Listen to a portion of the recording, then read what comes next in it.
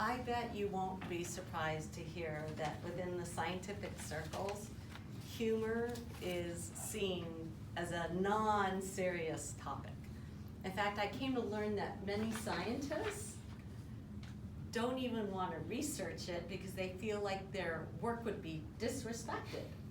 But if you look at the research on humor that has been done, humor should be very much respected.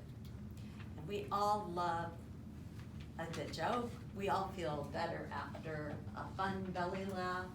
We often seek opportunities that will make us smile and laugh rather than frown, right? So mirth is a wonderful, wonderful emotion. All too often though, we tend to, in our brains, we focus on what we don't want, the emotions we don't want.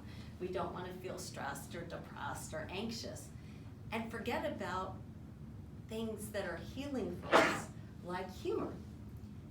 And to look at how innate humor is, I was fascinated by this. I didn't even know this. Newborns, laughing is one of the first things that newborns do.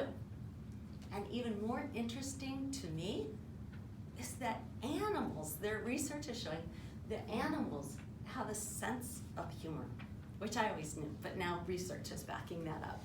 And in an article in Slate magazine, I'm going to quote this one sentence. I love it. It said, non-human primates don't just laugh. There's evidence that they can crack their own jokes.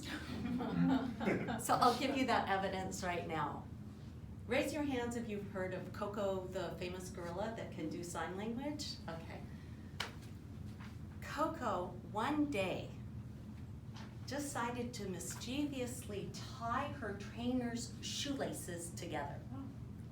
Then, without missing a beat, she signed the word chase. I'm sure that trainer had a good laugh. Now, I think that's a really funny joke, whether it was a gorilla or a person that did it. But, you know, I'm in this laugh. What can I say? I just think that's funny. So why do we Earthlings enjoy a sense of humor? Well, how did that evolve? In a magazine called BBC Focus, the author spoke to a new theory about that. And that theory says that humor has helped us fact check our assumptions about other people's intentions and perspectives. So our funny bone gets tickled when we debunk our presumptions, and then we get to see things in a new light. Now, I know for myself, I love it. I love it when people make me laugh, even in the darkest of times, especially in the darkest of times. So humor can help people's, and I believe animals, physical and emotional states. It's been shown to help our circulation, our lungs, even our muscles, especially our stomach muscles. And I, for one, would much rather go and sit and listen to a fun comedian work at my stomach muscles like that than doing repetitive crunches any day.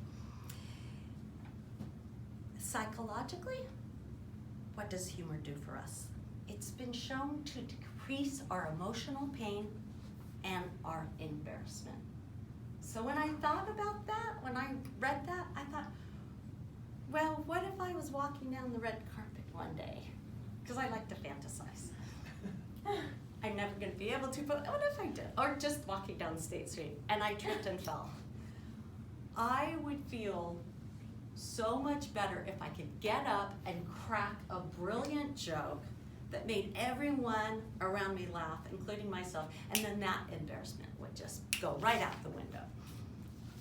I know, too, that joking with our loved ones and our friends can actually also be supportive. My husband and I were recently lamenting about all our physical ailments and going into old age with them. And he so thoughtfully said, "Don't worry, honey, when we get so old, we'll just take turns pushing each other around in our wheelchairs." And it not only made me laugh, but it made me feel supported, and it lightened the mood. Humor also, there's so many layers to it, because I've thought about this. When you've looked at the best of comedians, they make us feel as if someone understands our daily frustrations.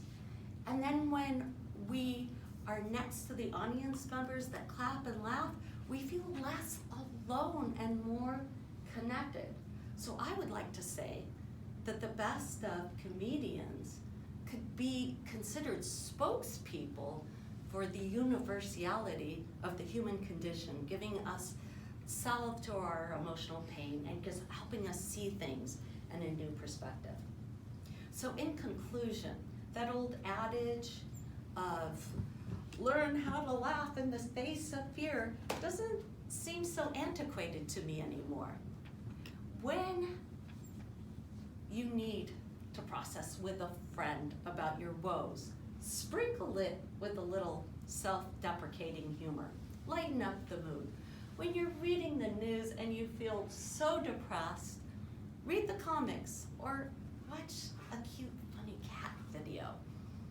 When you have to face those horrid things in life you'd so rather not face, tap into your dark humor. And when you're with a friend, pay it back. They've got problems, listen to their problems, use supportive humor, and just all in all, let's all laugh together about the just general absurdity of life. Yeah.